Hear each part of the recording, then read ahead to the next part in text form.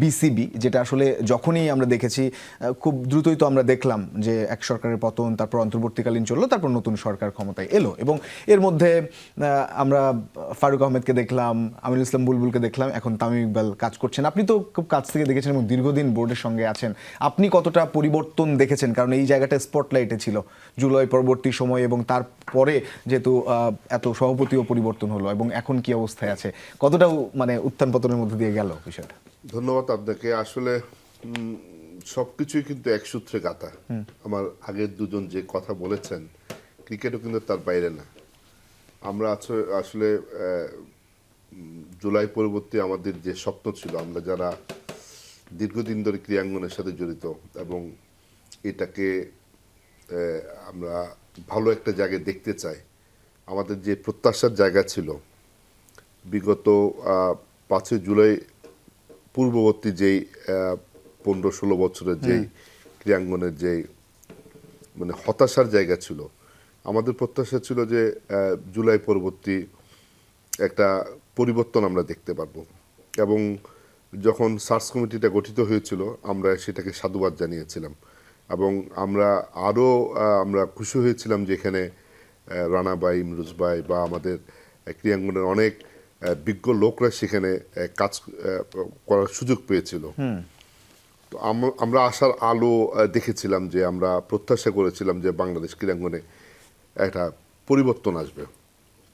কিন্তু যত সময় গড়াতে থাকে আমরা ততই হতাশা আমাদের বাড়তে থাকে। আমাদের ওনাদের যে উনি বলেছেন যে ওনাদের কাজ করতে না দেওয়া বা একটা গণ্ডির মধ্যে সীমাবদ্ধ রাখা, বিভিন্ন ধরনের ওনাদেরকে নিয়ম কানুনের মধ্যে রেখে ওনাদেরকে কাজ করতে না দেওয়া, এবং জাতীয় ক্রীড়া পরিষদের উপদেষ্টার তার যে মানে অফিসের যারা লোকজন ছিল, বিশেষ করে সাইফুল টাইফুল যারা ছিলেন, তারা ক্রীড়াঙ্গনটাকে একেবারে এমন একটা পর্যায়ে নিয়ে গেছে। আসলে এটা থেকে উত্তরণ এটা কতটুকু সম্ভব হবে আমি কিন্তু কনফিউজ।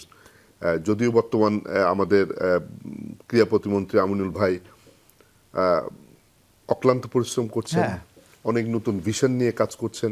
ওনার সাথে যখন কথা বলি তখন আসলে আবারও আশার আলো দেখতে পাই, অনেক নতুন পরিকল্পনা করছেন, ইমপ্লিমেন্টও করা হয়ে গেছে। কিন্তু আসলে কতটুকু এই 2 বছরের ক্ষতটা, তার আগের 12 বছর, তারপর 2 বছর, বিশেষ করে এই 2 বছর যে ক্ষতটা হয়েছে সেটা সারানো কিন্তু ডিফিকাল্ট। কারণ আমি ব্যক্তিগতভাবে একজন তৃণমূল সংগঠক, আমি জেলা বিভাগ পর্যায়ে আমি কাজ করেছি। যেটা সবচেয়ে বড় ক্ষতি হয়েছে গত এই যে 2 বছরে, সেটি হচ্ছে 64 জেলায় কিন্তু খেলাধুলা যাও কিছু চালু ছিল সেটা কিন্তু বন্ধ হয়ে গেছে। এমন কিছু অ্যাডহক কমিটি করে এমন কিছু লোককে সেখানে দায়িত্ব দেওয়া হয়েছে যাদের ক্রীড়াঙ্গনে কোনো সম্পৃক্ততা ছিল না, যারা বয়স অনেক নবীন, যাদের সাথে ক্রিয়ার কোনো বিন্দুমাত্র যোগাযোগ ছিল না, তার মধ্যেও ভাঙা গড়ার মধ্যে ছিল, তাদেরকে দিয়ে কিন্তু এই জেলা পর্যায়ে অ্যাডহক কমিটিগুলো গঠন করা হয়েছে, এবং সেখানে কিন্তু খেলাধুলাগুলো বন্ধ হয়ে গেছে। যে কারণে আমরা আজকে যেখানে দাঁড়িয়ে আছি, আমরা যে রিফর্ম চলছে, বিশেষ করে অনেকগুলো উল্লেখযোগ্য রিফর্মের মধ্যে আমি যেটা আমার চোখে পড়েছে, জাতীয় ক্রীড়া পরিষদের দীর্ঘদিন পর ক্রীড়া পরিচালক পদে একজন কিন্তু এক্স স্পোর্টসম্যান অ্যাথলেটকে দায়িত্ব দেওয়া হয়েছে।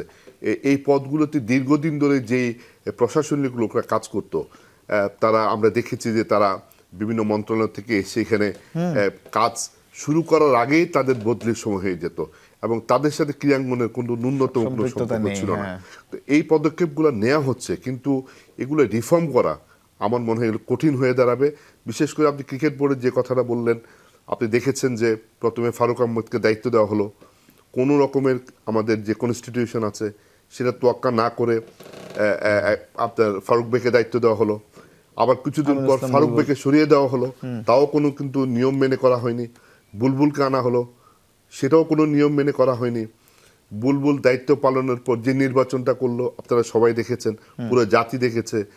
এটা বাংলাদেশের ক্রীড়াঙ্গনে আমি প্রায় 35 বছর ধরে ক্রীড়াঙ্গনের সাথে জড়িত। আমি প্রায় 30 বছর বাংলাদেশ ক্রিকেট বোর্ডের কাউন্সিলর হিসেবে আছি। বাংলাদেশ ক্রিকেটের বা ক্রীড়াঙ্গনের ইতিহাসে এরকম প্রভাবিত নির্বাচন, এরকম নির্লজ্জ নির্বাচন আমরা কখনো করিনি, যেটা আমরা উইথড্র করেছি।